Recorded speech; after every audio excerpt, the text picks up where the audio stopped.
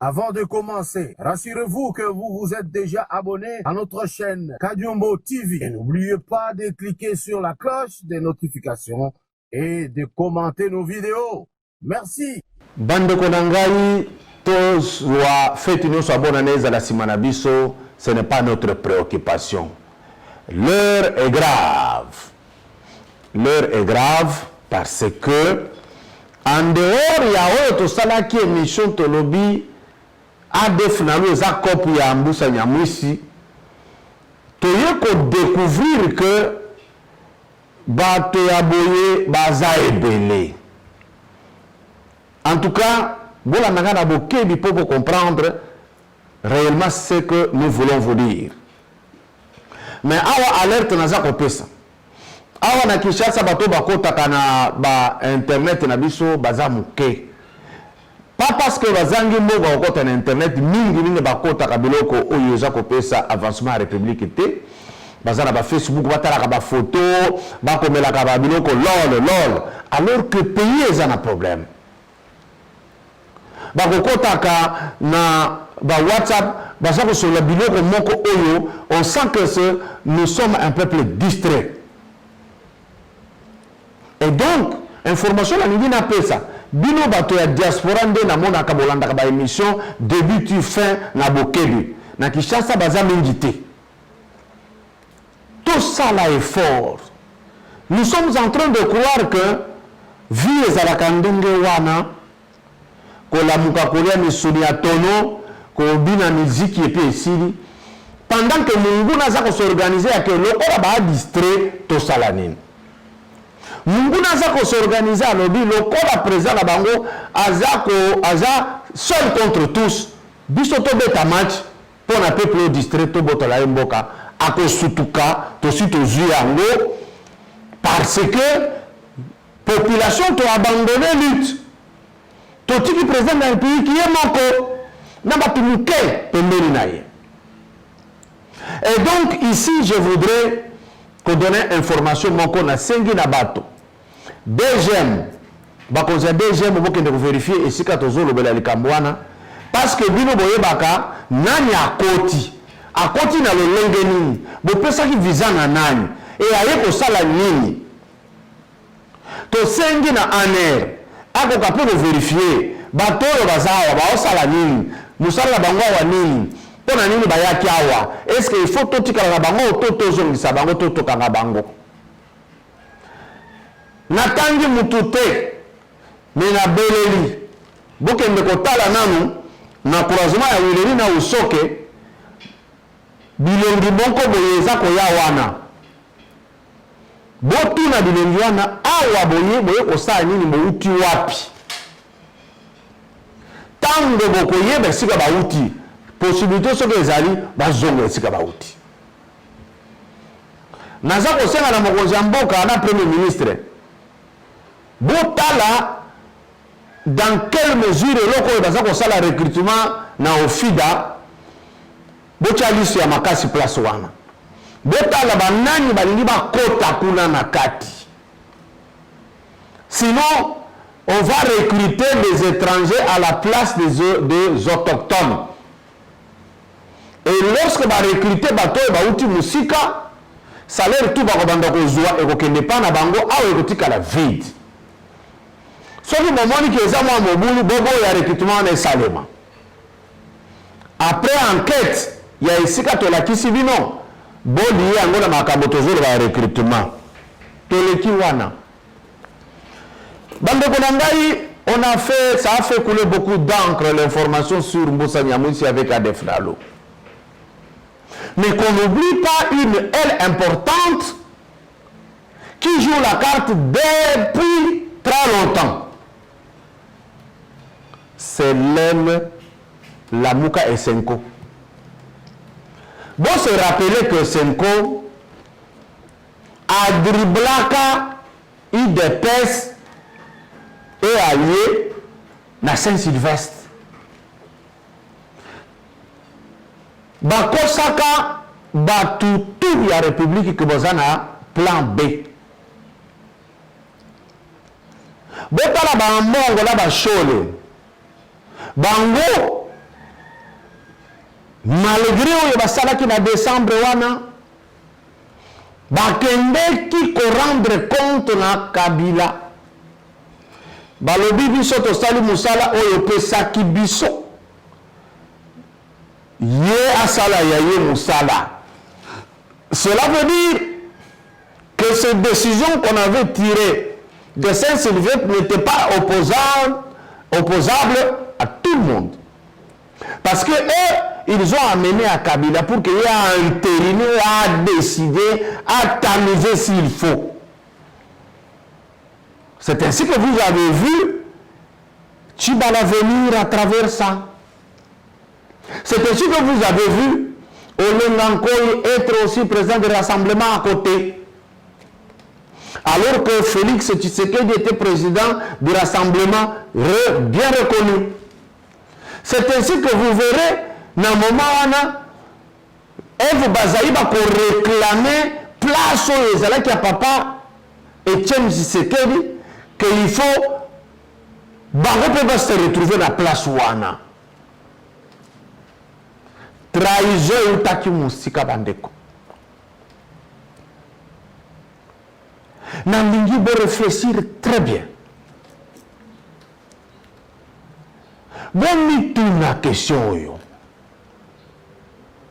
Marche c'est à Salaki. Marche yo bazaki ko benga ba prêtre catholique ba ndimi ba kufi ebele na ba église.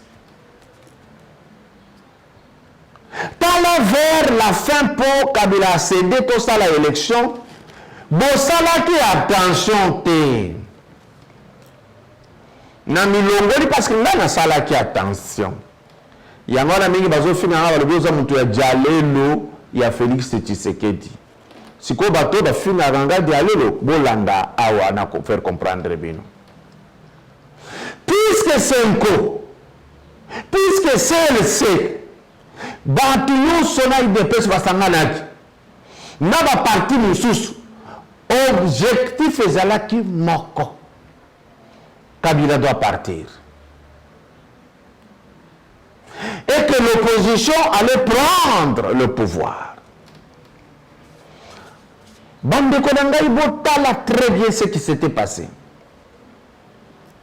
Tant que Bakei, Afrique du Sud, Bakei, Genève, Babetu, Bakounion, Cécile, il y a le Ambongo bazouaka ba smartphone eza ba téléphone oyo France appelle ça que bango 40 000 smartphones pour ba tricher nango na compte ya nani ya Fayulu ata bolongoli ko tricher mais bazouaki yango pour aider Fayulu. Donc l'église catholique a salué guerre, a lutté Pamba. Mais a lutté pour na solo parce que le président Félix est là. Mais Nathan Bokonjo, il a comme cardinal les lots. A Kendeki Kozwa Mbongo. Il y a France pour que Fayoulou a les cas. Et dire que l'église est au milieu du village.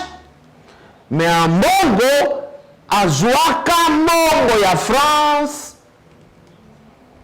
Bongo, c'est-à-dire qu'on va sonner un smartphone, et il le sait, il l'a déjà reconnu. Il y a qui n'ango pour tricher. Pour na kan moko. Bande konanga boko ki kotuna. Comment est-ce que le président Félix était opposant? Mabidi était opposant. Comment est-ce que l'église catholique et que l'église qui a appuyé Kaka Madidi? Ce qui m'a dit d'azar et moi en mboka oyo. Bango ba kende ko appuyer Kaka yo ndenge. Est-ce que l'église catholique, surtout l'église catholique, tout comme vous généraliser, ce n'est pas bon. Est-ce qu'un bon est sérieux? Bon, Andasikoyo. Abdi Finalu, Abandi Kobama depuis 2012. mais il faut s'accentuer n'a pas 2013. Gouvernement ya Kabila et tikala jamais ko kangade finalement tamoko. Mais période nyonso wana ambongo alobaka te que balkanisation ezali. Tokende malem. Tango ba échoué, kaka mbongo il ne donne pas la paix au pays, il attise le feu. Faut dire comme kotambola, c'est un co bazana résultat, c'est un co bazana résultat.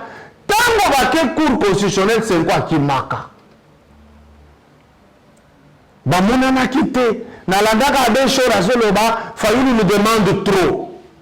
Pourquoi? Parce que bazala qui jamais n'a résultat. Attendez, bazawana bakoko bimisango te. Ba créer ce problème dans la société congolaise que Fayulu a le cas ora échoué. Et ça ba mbongo wana nde ba créer ki yango. Mais so landi Fayulu n'a aucune preuve. Fayulu a s'appuyer kana mbongo. L'église catholique a dit, mais bon ça n'a fait que l'église catholique est comme ça toute une population avec plan B. Et tu ne jamais comme on a. Bon, il que la même église là a trompé les opposants qui se réunissaient à Saint-Sylvestre. Il y a un marque Kabunda, l'Ouakana a 6 ans, parce que le côté Zali Makasi. Bon, ça n'a fait que, bah, bon, bah, qu'il y a qui se ça rapport na Kabila. Alors, Kabila, c'est une partie intégrante, il y a négociation. Mais la moitié de l'Europe, ça y est, a tiré conclusion. Bandeko, pouvoir ya Kabila tika jamais ko kangaf David Dalou atamoko. Sikawa ambongo le président Félix Andimi à la cardinal parce qu'il pouvait dire non. Et il y a comme cardinalité. Parce que Malula balongola kay parce que zaki muluba babomaka ya kufi. Mobutu a demandé à ce que Batia Mungala ne batiaki cardinal et Tchao. Tango alongwe balobi makambo etikala kala na ouest nde batie Mosengo. Tango Mosengo aleki bazongisi na Équateur batie Ambongo. So alongwe remona eya kozonga na bashole. Tango kaka président Félix Tshisekedi a motivé FARDC. Babandi ko récupérer ba village. Babandi ko récupérer ba terrain. Fayulu à est. Mujito à est. Ambongo à est. Maintenant, tant Ambongo a comme est, voici le discours d'Ambongo. Il dit la balkanisation est effective maintenant. Cela veut dire que mboka na biso wana ya este selon Ambongo bapaya bazwi yango sikoyo totalement na lingi oyo babonanaka na ye botuna ye question sikawa cardinal Ambongo pesa kombo ya village oyo bauti kozwa na bapaya akomela biso ke village tel basi bazwi yango village tel bazwi yango territoire tel basi bazwi yango na bapaya bakoti bapaya yango bango kombo na bango bango oyo Ambongo apesa message ya motuya ye ake na est ko décourager population biso pe population tant ozoloba na bino en face que mboka eza balkanisé et que vous regardez na mboka na bino nde bozali bomoni ndengini pourquoi ne pas le contredire sur le champ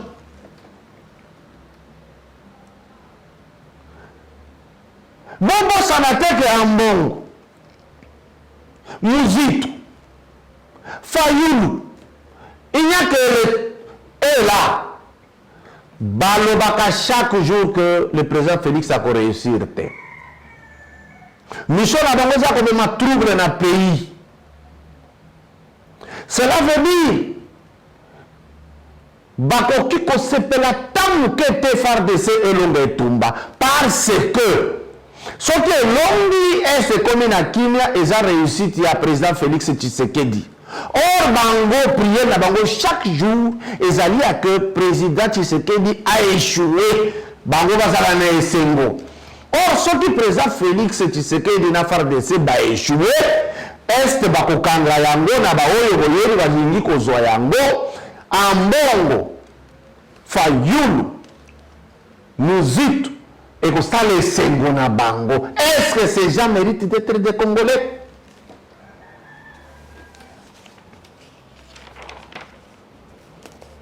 Eza mituna bokoloba oto soutenir kaka tel biso tozotala biso tozomona cardinal auti kokotaki cardinal atali comment organiser l'église catholique te mbala moko akoti makambo ya armée akuti armée eza kokanga baterrain pour la première fois depuis la guerre de l'Est. Eza na période ya président Félix Tshisekedi nde bakangi batu nde batu mosusu baza kozonga par centaine nde bamboka babandi kopema mwa dambu. Et c'est le moment où ces trois bakiti kuna pour dire awa basi bazwi mboka na bapaya.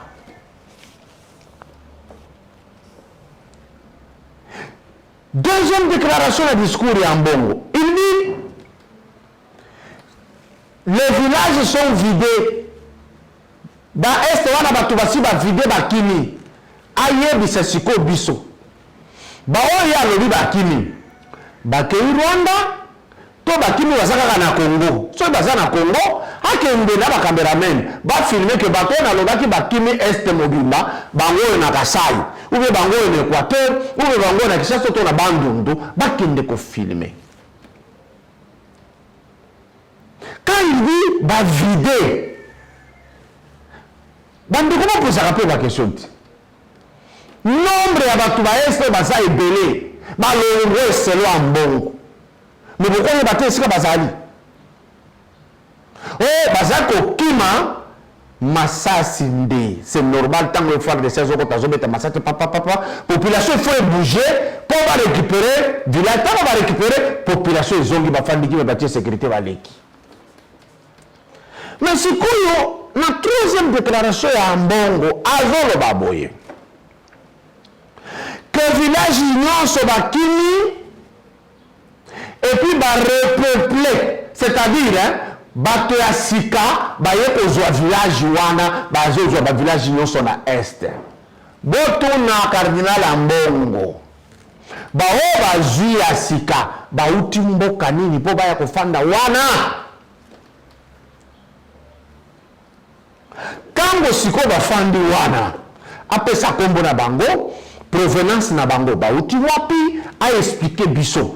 Alobi Congolais nyonso ekimaki est babalkanize est nde bato ya sika bapaya oyo bazwi mboka baye kokota. Botu na Mbongo bapaya bauti wapi nombre nini oyo ekoki kocontenir est. Et puis botu na lisusu bapaya bapeuple ya sika baye bakoti bali ya FARDC ntango ezobeta toto ekoki koboma mopaya wana ti au moins Congolais nda kokima mpaya yako kokima ti. Vous comprenez na niveau ya motema mabe ya koyina mutu moko qu'on appelle Félix Tshisekedi po boyinie bozo souhaiter mboka ekende bino mpe bato ya ese na ndenge boyambaka bango itali bino. Je continue l'analyse. Mbongo alobi la balkanisation est effective. Mais il n'a pas dit qui a balkanisé. Pour la il français place on a été. Alobi est notre siko bazi yango na bapaya. Mais alobi te nani mutu akati yango. Mupaya nini siko ya koti. Qui est le balkanisateur? en Bongo, qui est le balkanisateur? Ce qu'on dit que va balkaniser, c'est qu'il y a qui a balkanisé, il faut y a de sa population congolaise qui a balkanisé.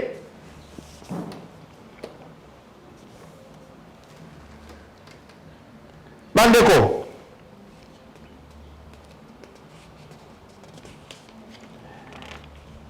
Comment en Bongo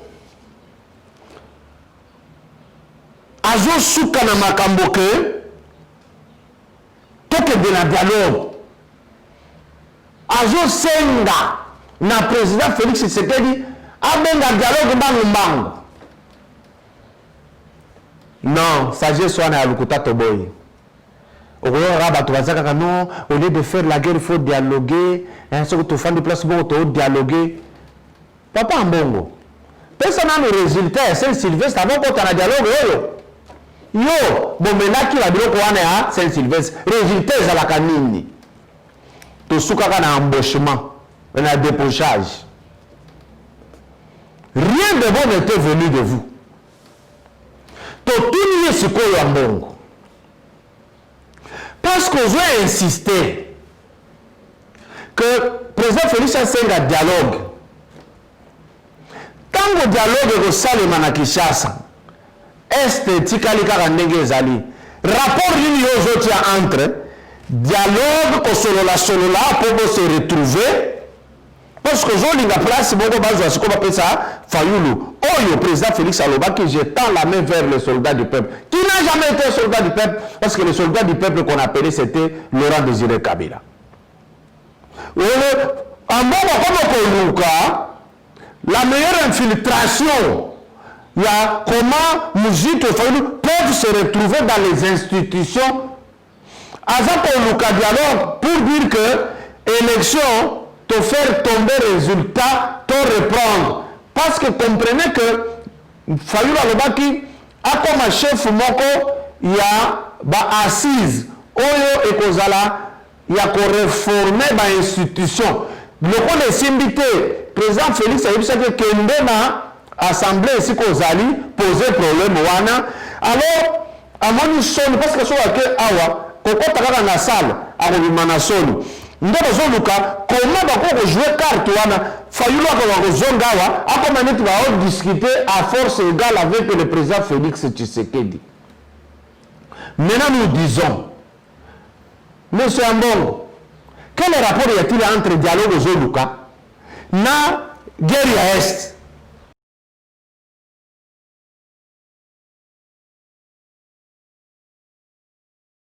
Mbote na bandeko na nyonso ba congolais na bipa nyonso bino bozwami. Naza ko souhaiter bino lisusu ba bonne année, ba meilleur ve makambo ya bien pona mbula auto bandi. Ndenge na yebisa bino mbala simake année o eza année ya action. Ba maman il faut to telema. Na yebisa bino ke balobaki ke basi batonga mboka te me mbula oyo il faut to lakisa ke to tongaka mboka. Donc na yango mbulo ba maman bandeko na ya basi. To tika la ka to vandi to ba opoto za ba mama to se eloko te to telema biso nyonso to telema pona ko aider mokonzi mboka ba o baza en politique te ba bité politique ezaka ya batata to tika lipe ba papa makambo mingi to moni ke basali makambo baza ko sala bien te na ndenge na biso lelo biso mama to simba na maboko makambo ya kotala ekolo ezate mu Congo mu Ngala mu Luba mu Swahili to sangana to simba na maboko mutu na mutu aya na ndenge na ye pona kosunga mokonzi ya mboka to telema to kende liboso bandeko na ngai to telema poto lakisa ba papa ke ata bango bakanisi ke biso to sa eloko te to lakisa bango ke biso toza capable ya kosala biloko toza capable ya kosala makambo toza capable ya kokota na ba porte nyonso na ba makambo nyonso misala nyonso politique ba classe ba weze ba nyonso il faut toza ba mama entrepreneur. Na yango moi lité nazaki na yo opesa bino yango wana détermination na ngai na lobi na bino ke isalome banda to bandi yango baction 2020 et puis to tout en Bongo soki dialogue eselemi no ya si organiser est ya si côté la population malaboko akimi est alongo expliquer aux gens soki to sali dialogue yo zo senga en Bongo to banda ko samba samba liboso na yo nde balkanisateur oyo yebi akimi est na population na ye ya sika ye nango ekokima est nde mbala moko bapopulation ezalaki ya est esika batie bango oyo yebi nde bakoya kozonga. Non, vous nous prenez pour des imbéciles ou comment? Non, c'est pas possible. Nous sommes en train de dire enfin, Napoléon Moko Ambongo Alobi, qu'il y a de l'infiltration. Mais l'infiltration, il y a seulement les alliés. Il n'y a pas que pouvoir à Kabila et quand ça qui va infiltrer, ou il y a Mobutu et quand ça qui va infiltrer. Mais vous, en Bongo, vous avez amené les infiltrés. Vous avez infiltré le processus électoral avec l'argent des Français que vous avez eu. Smartphone, 40 000, c'est l'infiltré, non? Ce qui besoin ça comment ça la pression parce que Mongo ya batu besoin qui vous justifier en côté na échec na bino. Les infiltrés, c'est vous. Les gens qui veulent tuer ce pays, c'est vous. Les gens qui veulent balkaniser ce pays, c'est vous. C'est clair et net. Vraiment de véritables Congolais. Bino nyonso bezalaki place moko kati na bino azwi bokonzi nde oyo bozokombattre. Na règne na ye babandi kokanga badefulalu babandi kodécouvrir parce que batutu oyo bazokanga bazodévoiler basecret. Il y a des députés na kati ya coup, il y a des ministres na kati ya coup, il y a des clergés na kati ya coup. Même moment oyo bino bozwi bolingo kokita na est en Bongo. Tu n'es pas né de la dernière pluie. Ozalaki kakawa, jamais okenda est complété, même na omeli na yo loba yango te. Mais regardez le pape qui est ton patron.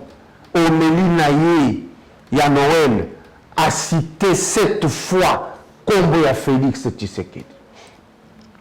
Barack Obama a dit maintenant il y a de l'espoir pour la RDC. Car le président Félix Tshisekedi est une chance pour cette république.